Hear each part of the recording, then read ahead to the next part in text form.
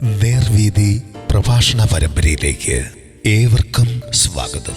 സുവിശേഷകൻ കുഞ്ഞുമോൻ തോട്ടപ്പള്ളി ഇപ്പോൾ നിങ്ങളുമായി ദൈവവചനം പങ്കുവയ്ക്കുന്നു. ശ്രദ്ധിച്ചാലും.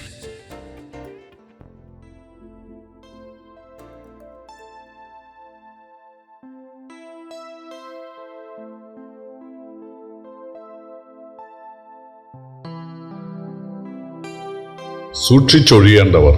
ദൈവനാമത്തിന് മഹത്വമുണ്ടാകട്ടെ. ലൂക്കോസിന് സുവിശേഷം 20-ാം അധ്യായത്തിന്റെ 45 മുതൽ 47 വരെ ഞാൻ വായിക്കുന്നത് ശ്രദ്ധിച്ചാൽ. എന്നാൽ ജനമൊക്കെയും കേൾക്കെ അവൻ തന്റെ ശിഷ്യന്മാരോട് നിലയങ്കികളോടെ നടപ്പാൻ ഇച്ഛിക്കുകയും അങ്ങാടിയിൽ വന്ദനവും പള്ളിയിൽ മുഖ്യാസനവും അത്താഴത്തിൽ പ്രധാന സ്ഥലവും പ്രിയപ്പെടുകയും ചെയ്യുന്ന ശാസ്ത്രിമാരെ സൂക്ഷിച്ച് ഒഴിഞ്ഞുകൊള്ളുവീൻ. അവർ വിധവമാരുടെ വീടുകളെ വിഴുങ്ങുകയും ഉപായരൂപേണ ദീർഘമായി പ്രാർത്ഥിക്കുകയും ചെയ്യുന്നു. അവർക്ക് ഏറ്റവും വലിയ ശിക്ഷാവിധി വരും.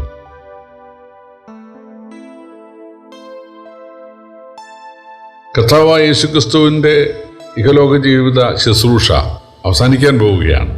ഏറെ താമസിയാതെ യേശു പിടിക്കപ്പെടും, ബന്ധിക്കപ്പെടും, അടിക്കപ്പെടും, കുരിശിക്കപ്പെടും. എന്നാലും ആ മണിക്കൂറുകളിൽ യേശു ശിഷ്യന്മാർക്ക് മുന്നറിയിപ്പ് നൽകുകയാണ്. നിങ്ങൾ സൂക്ഷിച്ചൊഴിയേണ്ട ആളുകളാണ് കപടഭക്തിക്കാർ. യേശുവിൻ്റെ ശുശ്രൂഷയുടെ ആദ്യകാലത്ത് തന്നെ യേശു അത് പറഞ്ഞിട്ടുണ്ട്. കപടഭക്തിക്കാരായ ശാസ്ത്രിമാരും പരീശന്മാരും ആയുള്ളവരെ നിങ്ങൾക്ക് ഹാ കഷ്ടം എന്ന് യേശു പറഞ്ഞിട്ടുണ്ട്. ഇവിടെ യേശുവിൻ്റെ ശുശ്രൂഷയുടെ അവസാനവും യേശു അത് പറയാൻ മടിക്കുന്നില്ല. കാരണം അവര് ആളുകളെ തെറ്റിക്കുന്നവരാണ്. അവര് വ്യാജഭാവമുള്ളവരാണ്. അവരുടേത് അഭിനയമാണ്, ഭക്തിയല്ല, കപടഭക്തിയാണ്. തങ്ങള് ദൈവത്തിൻ്റെ ആളുകളാണ് എന്ന് വരുത്തി തീർത്തുകൊണ്ട് ആളുകളെ തങ്ങളുടെ പിന്നാലെ അവർ കൂട്ടുകയാണ്. എന്തിനാണ്? അവരുടെ സ്ഥാപിത താല്പര്യത്തിന് വേണ്ടിയാണ്. അവരുടെ സുഖത്തിന്, അല്ലെങ്കിൽ അവരുടെ പ്രതാപത്തിന്, ധനത്തിന്, അവരുടെ ബഹുമതിക്ക് വേണ്ടിയാണ് അവര് എന്ത് ചെയ്യുന്നത്? ക്രിസ്ത്യാനികളെ അവർ കീഴ്പ്പെടുത്താനായിട്ട് ശ്രമിക്കുന്നത്. യേശു പറഞ്ഞു, ഒരുത്തനത്ര നിങ്ങളുടെ നായകൻ, ക്രിസ്തു തന്നെ. നിങ്ങൾ നായകന്മാരെന്ന് പേരെടുക്കരുത് എന്ന് മത്തായി സുവിശേഷം 23-ാം അധ്യായത്തിൽ യേശു പറഞ്ഞു. യേശുവാണ് സഭയുടെ തല. ഭൂമിയിൽ സഭയ്ക്കൊരു തല പാടില്ല. എന്നാൽ യേശു പറഞ്ഞ കാലങ്ങൾ കഴിയുമ്പോൾ ശിഷ്യന്മാരെ തങ്ങളുടെ പിന്നാലെ വലിച്ചു കളയുവാൻ ശിഷ്യന്മാരെല്ലാം യേശുവിൻ്റെ ശിഷ്യന്മാരായിരിക്കണം. ലോകാവസാനം വരെ നിങ്ങൾ പുറപ്പെട്ട് സുവിശേഷം പറയുക, വിശ്വസിക്കുന്നവരെ സ്നാനപ്പെടുത്തി ഞാനോട് കൽപ്പിച്ചതെല്ലാം പ്രമാണിപ്പാൻ ഉപദേശിച്ചുകൊണ്ട് അവരെ ശിഷ്യരാക്കുക എന്ന് പറഞ്ഞാൽ നിങ്ങളുടെ ശിഷ്യരാക്കാനല്ല, എൻ്റെ ശിഷ്യരാക്കുക. ശൗൽ കർത്താവിൻ്റെ ശിഷ്യന്മാരുടെ നേരെ കുല നിശ്വസിച്ചു എന്ന് നമ്മൾ അപ്പോസ്തലപ്രവൃത്തി 9-ാം അധ്യായത്തിന്റെ ആദ്യ വാക്യങ്ങളിൽ വായിക്കുന്നുണ്ട്. അപ്പോൾ കർത്താവിൻ്റെ ശിഷ്യന്മാർ എന്ന് പലവരും നമ്മൾ അപ്പോസ്തലപ്രവൃത്തികളിൽ, അതുപോലെ മറ്റ് സുവിശേഷങ്ങളിൽ, മറ്റ് ലേഖനങ്ങളിലൊക്കെ വായിക്കുന്നുണ്ട്. ലോകാവസാനം വരെ യേശുവിനെ രക്ഷകനായി സ്വീകരിച്ചിട്ടുള്ള ആളുകൾ യേശുവിൻ്റെ ശിഷ്യന്മാരായിരിക്കണം. അവരുടെ ഗുരു യേശുവായിരിക്കണം, അവരുടെ നായകൻ യേശുവായിരിക്കണം.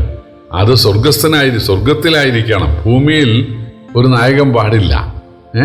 ഭൂമിയിലുള്ള ആളുകളൊക്കെ കൃപാവരങ്ങൾ കർത്താവ് ദാനമായി നൽകിയ ആ കൃപാവരങ്ങളുടെ അടിസ്ഥാനത്തിലാണ് അവർക്ക് പ്രസംഗിക്കാനുള്ള കഴിവോ പഠിപ്പിക്കാനുള്ള കഴിവോ ഒക്കെ ഉള്ളത്.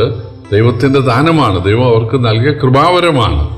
എന്നാൽ അത് നൽകിയ ആള്, ദാതാവായ ആ യേശുവിനെ വേണം എല്ലാവരും നായകനായിട്ട് കൈക്കൊള്ളുവാൻ. ഭൂമിയിൽ ഒരാളും ഞാനാണ് സഭയുടെ തലവൻ എന്ന് പറയാൻ പാടില്ല. പക്ഷേ മതങ്ങളെ സംബന്ധിച്ച് അങ്ങനെയല്ല. ലോകത്തിലെ മതങ്ങൾക്കൊക്കെ ഒരു ഹെഡ് ഓഫീസുണ്ട്, ഒരു നേതാവുണ്ട്, അദ്ദേഹത്തിന് കീഴിൽ ഉപനേതാക്കന്മാർ ഉണ്ട്, പല തട്ടുകളിലുണ്ട്. അവർക്ക് യൂണിഫോമൊക്കെ ഉണ്ട്, അല്ലെങ്കിൽ ശമ്പളമുണ്ട്, അല്ലെങ്കിൽ ട്രാൻസ്ഫറുണ്ട്, അല്ലെങ്കിൽ പെൻഷനുണ്ട്, അങ്ങനെ ഒരുപാട് കാര്യങ്ങളുണ്ട്. എന്നാൽ സഭയെ സംബന്ധിച്ച് അങ്ങനെയല്ല. സഭയുടെ നേതാവ്, അതായത് ഓരോ പ്രാദേശിക സഭയുടെയും നേതാവ്, അദൃശ്യനായ നേതാവ്, ഇടയ ശ്രേഷ്ഠൻ യേശു ആയിരിക്കണം. ആ സഭയെ പരിപാലിക്കുന്ന ആളുകൾ കൃപാവരത്തിൻ്റെ അടിസ്ഥാനത്തിൽ മാത്രമാണ്. അല്ലാതെ അവര് പ്രത്യേക വസ്ത്രം ധരിക്കാൻ പാടില്ല. യേശുവിടെ പറയുകയാണ്, നിലയങ്ങളിലൂടെ നടക്കാൻ ഇഷ്ടപ്പെടുന്ന, വസ്ത്രം കൊണ്ട് തങ്ങളെ തന്നെ വ്യതിരിക്തരാക്കുന്ന, തങ്ങളാണ് സഭയുടെ നേതാക്കൾ എന്ന് വസ്ത്രം കൊണ്ട് വെളിപ്പെടുത്താൻ ആഗ്രഹിക്കുന്ന ആളുകളുടെ പുറകെ നിങ്ങൾ പോകരുത്. അവർ ചതിക്കുന്നവരാണ്. വിധവമാരുടെ, ബലഹീന വിശ്വാസികളുടെ വീടാണ് അവർക്ക് നോട്ടം. അവരെ ചൂഷണം ചെയ്യുക, അതാണ് അവരുടെ ഉദ്ദേശം. അവരെ കൊണ്ട് തടിച്ചു കൊഴുക്കുക എന്നുള്ളതാണ് അവരുടെ ലക്ഷ്യം. പ്രിയപ്പെട്ടവരെ, യേശു ഈ ഭൂമിയിൽ സഭയുടെ കാന്തൻ, സഭ സ്ഥാപിച്ച യേശു ഉടുതുണിക്കും മറുതുണിയില്ലാതെ ഇവിടെ ജീവിക്കല്ലായിരുന്നോ? യേശു ഒരു ആസ്ഥാനം ഇട്ടിരുന്നോ? ഏതെങ്കിലും ഒരു സ്ഥലത്ത്, നസറേത്തിലാകട്ടെ അല്ലെങ്കിൽ യെരുശലേമിലാകട്ടെ, യേശു ഒരു ഹെഡ് ഓഫീസ് സ്ഥാപിച്ചിരുന്നുവോ? ഇല്ലല്ലോ. ഒരു സിംഹാസനം യേശുവിന് ഉണ്ടായിരുന്നോ? ഇല്ല. യേശുക്രിസ്തു പടകിൽ ചീഞ്ഞു നാറുന്ന മീൻ പിടിക്കുന്ന, മീനിടുന്ന വലയിൽ ഇരിക്കുകയും കിടക്കുകയും ഉറങ്ങുകയും ചെയ്തില്ലേ?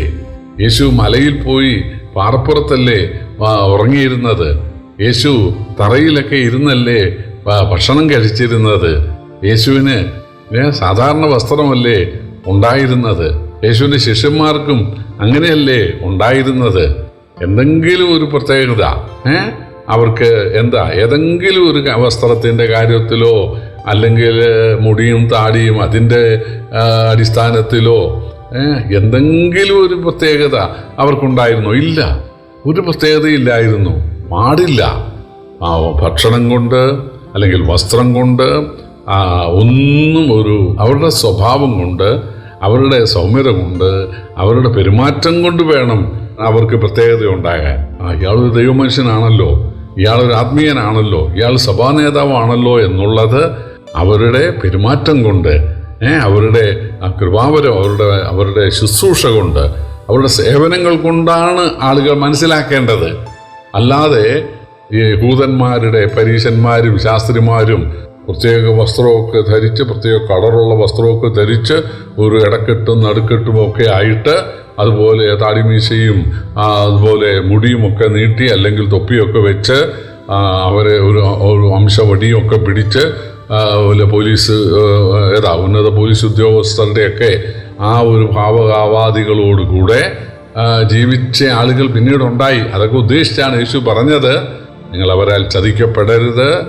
ഈ ഭൂമിയിൽ സഭയ്ക്കൊരു ലീഡർ പാടില്ല, സ്വർഗസ്ഥനത്രേ ക്രിസ്തുവത്രേ നായകൻ. ഏതൊരു പ്രാദേശിക സഭയുടെയും ലീഡർ അദൃശ്യനായ യേശു ആയിരിക്കണം. അവിടുത്തെ ശുശ്രൂഷകളൊക്കെ ചെയ്യുന്ന ആളുകൾ, അവിടെ സേവനങ്ങളൊക്കെ ചെയ്യുന്ന ആളുകൾ കൃപാവരം കൊണ്ട് മാത്രം, ചിലര് പ്രസംഗിക്കാനുള്ള കൃപാവരം, പഠിപ്പിക്കാനുള്ള കൃപാവരം, ചിലർക്ക് പരിപാലിക്കാനുള്ള കൃപാവരം, ചിലർക്ക് സഹായം ചെയ്യാനുള്ള കൃപാവരം, ആ കൃപാവരമാണുള്ളത്. കൃപാവരം കിട്ടിയെന്നും പറഞ്ഞ് ഒരിക്കലും ചെന്നിട്ടൊരു കോട്ട് തയ്പ്പിക്കാനായിട്ട് പാടില്ല. അത് ദൈവത്തിന് ഇഷ്ടമല്ല. കർത്താവ് കൃത്യം പറയുകയാണ്, നിലയങ്കികളോടുകൂടെ എന്ന് പറഞ്ഞാൽ വേഷത്തിൽ, വസ്ത്രധാരണം കൊണ്ട് തങ്ങൾ നേതാക്കളാണെന്ന് വരുത്താൻ ശ്രമിക്കുന്ന ആളുകളുടെ പുറകെ നിങ്ങൾ പോകരുത്, വഞ്ചിക്കപ്പെടരുത് എന്ന് യേശു പറയുകയാണ്. ഇന്നതാണ് മറ്റു മതങ്ങളിലെ പോലെ ക്രൈസ്തവ ഗോളത്തിലും കണ്ടുവരുന്നത്. വളരെ ശ്രദ്ധിക്കുവാൻ ദൈവം ബുദ്ധി തരട്ടെ, വിവേകം തരട്ടെ. കർത്താവിൻ്റെ വിലയേറിയ നാമം വാഴ്ത്തപ്പെടുമാറാകട്ടെ. യേശുവിനെ സ്നേഹിക്കാൻ, അദൃശ്യനായ യേശുവിനെ മാത്രം സ്നേഹിക്കാൻ, അവൻ്റെ ശിഷ്യരാകുവാൻ ഏവരെയും കർത്താവ് സഹായിക്കട്ടെ. കർത്താവിൻ്റെ വിലയേറിയ നാമം വാഴ്ത്തപ്പെടുമാറാകട്ടെ.